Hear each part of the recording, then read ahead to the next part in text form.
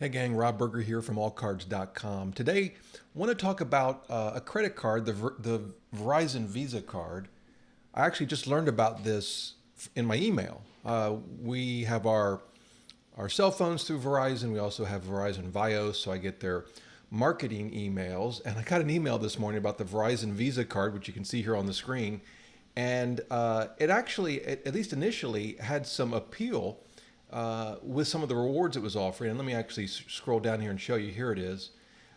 It's offering 4% on groceries and gas purchases, as you can see, 3% on basically restaurants, including takeout, 2% on Verizon purchases, and 1% on all other purchases.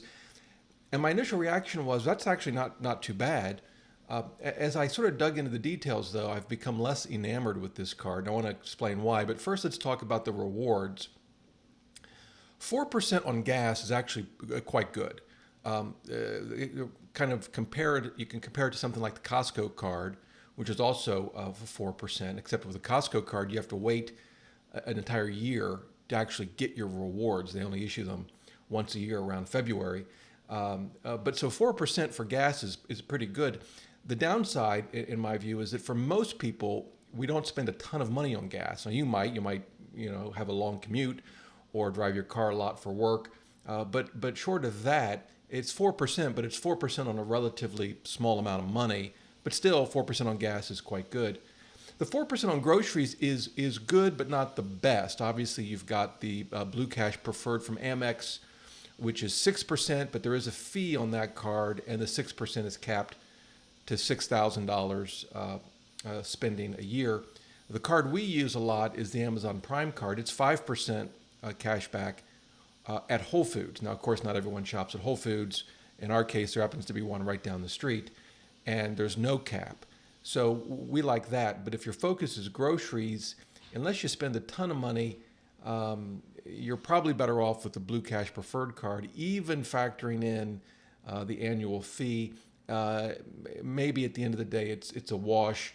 So 4% on groceries, not bad, but not the best. 3% on restaurants is pretty common, actually. And for us, I would prefer the Chase Sapphire Reserve card because not only do you get 3x points, but then when you use them for travel through Chase Ultimate Rewards, you get a 50% bonus. So you're effectively getting 4.5%. So, and then 2% on Verizon purchases, again, going to be your best deal because obviously it's a Verizon branded credit card.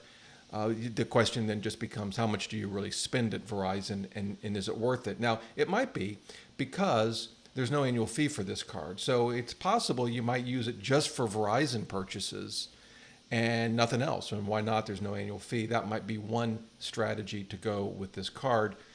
But the thing that I really want to point out is, and this is something you have to be careful with all sort of co-branded cards, is are you getting cash back? Because if you look at this, right here it says Verizon Dollars. That's what you get. I always get nervous. I want cash. I don't want Verizon Dollars. And so what exactly does that mean? Well, we got to scroll down here through their little video display and then get to the FAQs. And then when we get to the FAQs, we've got to go all the way down here. And here's where it tells you what Verizon Dollars get you. They don't get you cash. Now, obviously, you're not going to get this card, I don't think, unless you're a Verizon customer. And if you are, you can see here that you can pay your Verizon Wireless or Fios bill with Verizon Dollars. So that may be enough. It may be sufficient to use the dollars every month to simply pay your Verizon bill. And that may work for some folks. But keep in mind that you're not getting cash, you're getting Verizon Dollars. Now, as you can see, there are other ways to use the Verizon Dollars, including, by the way, paying off any agreement you've got for a device, although a lot of those are interest free, so you may not want to pay it off in advance. But that's an option, as well as Verizon accessories, or even buying a smartphone or a tablet from Verizon. So there are options there. But as with many co-branded cards, you just got to be careful. This isn't, a cashback credit card in the traditional sense. So at the end of the day, I was pretty excited about this card. I think now it's just, you might use it if you're a big Verizon. You spend a lot of money on Verizon. You want the 2% back on Verizon purchases, and you think you can use the Verizon Dollars. Otherwise, I think This one is probably a no.